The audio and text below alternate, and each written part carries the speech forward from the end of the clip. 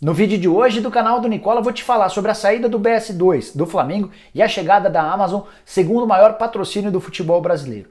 Quero te falar também sobre Neymar, que está forçando a barra para sair do PSG. Tem notícia sobre Antony. Será que ele ainda joga pelo tricolor antes de estrear pelo Ajax? E para finalizar, mais um caso de polícia no Cruzeiro.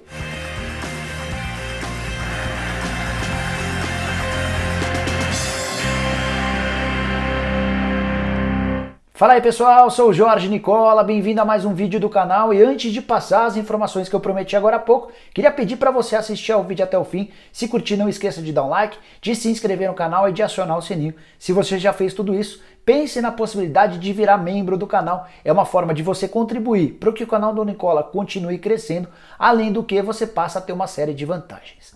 Quero começar o vídeo de hoje falando sobre o Cruzeiro e mais um escândalo envolvendo a antiga diretoria.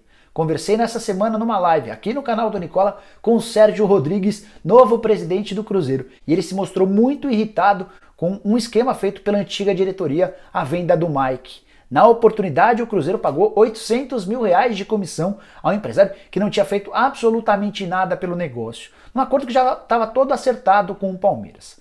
Quem não está sabendo bem dessa história, eu vou dar detalhes. O Cruzeiro, num primeiro momento, emprestou o Mike ao Palmeiras, empréstimo pago, e o Palmeiras tinha a possibilidade de comprar o lateral direito por 4 milhões de euros. No final do ano de 2018, em enorme crise financeira, o Cruzeiro topou, vendeu o jogador por 3 milhões de euros, ou seja, 1 milhão de euros a menos. O Cruzeiro tinha 70% do valor desse negócio, algo na casa dos 8 milhões de reais. Estava tudo acertado, já estava combinado em contrato. O Palmeiras fez o depósito dos 8 milhões de reais e 800 mil reais foram destinados para um empresário sem qualquer envolvimento no negócio. O Cruzeiro firmou contrato com uma empresa chamada Gel Raf Sports Eireli, cujo sócio administrador é Felipe Costa Isidoro, filho do empresário Carlinhos Sabiá, que tinha relações muito próximas com Wagner Pires de Sá e com Itair Machado, os caras que comandavam o Cruzeiro. Isso pegou muito mal e eu separei um trecho da live que eu fiz com o Sérgio Rodrigues em que ele fala sobre essa história. Que eu tinha ficado 2 anos no futebol profissional do Cruzeiro, então a gente tem contatos. Então eu já sabia, quando falam hoje, por exemplo, aí essa grande escândalo da suposta rachadinha, mas como foi feita a transação do Mike, que o empresário recebeu 800 mil reais, 10% do valor da transação, que não tinha qualquer relação com o Mike. O meio do futebol já sabia que isso estava acontecendo, só que o resultado de campo mascarava isso, né? Então precisou, infelizmente, acontecer o que aconteceu para o Cruzeiro chegar onde chegou. É importante contar que a rachadinha, como passou a ser conhecido esse episódio, está sendo investigado pela Polícia Civil e pelo Ministério Público de Minas Gerais. E o novo presidente do Cruzeiro, o Sérgio Rodrigues, assegurou que não vai colocar o pó para debaixo do tapete, como a gente já viu em vários clubes em outras administrações. O novo presidente cruzeirense, que é advogado especializado em crimes, assegurou que vai fazer com que aqueles que prejudicaram o Cruzeiro sejam punidos, sejam levados às últimas esferas, inclusive tenham de devolver dinheiro para o clube. Quero falar agora sobre a mais nova polêmica em que Neymar se envolveu.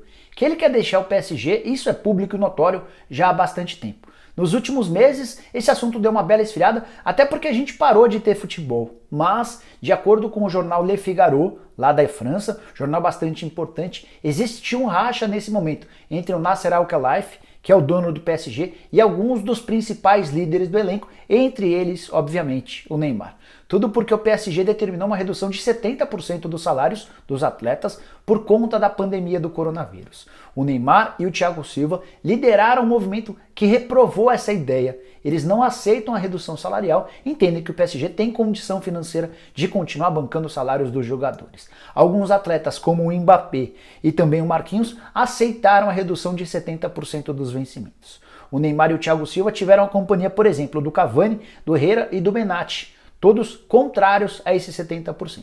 Eles até topam que o PSG não pague nesse primeiro momento, mas faça o adiamento desse pagamento e essa grana obrigatoriamente teria de cair na conta dos atletas.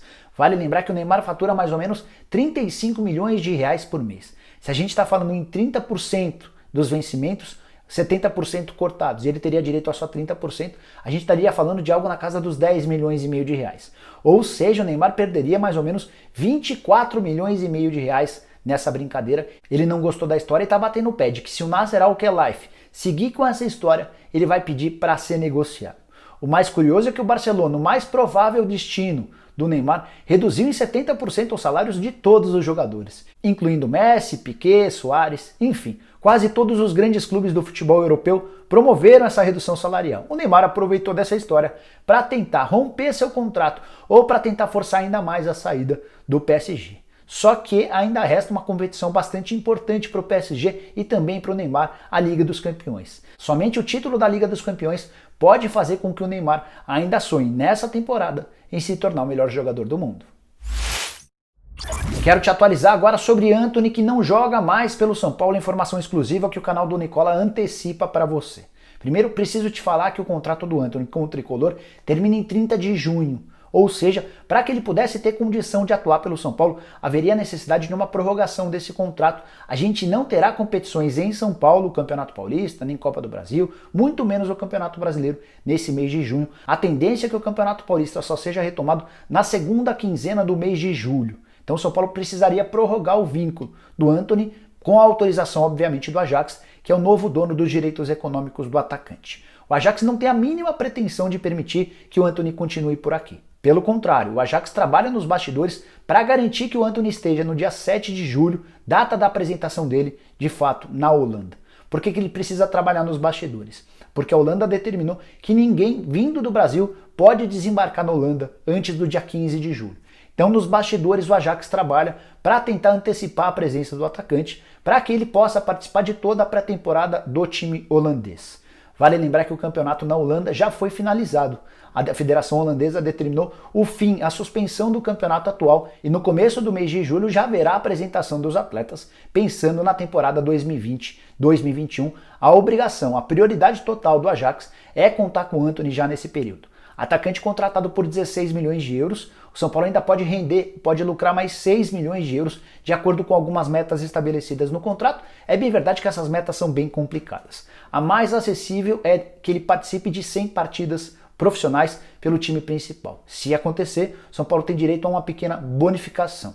As outras metas são conquista do título da Liga dos Campeões, conquista do título da Liga Europa, convocações para a seleção brasileira, além da artilharia do campeonato holandês.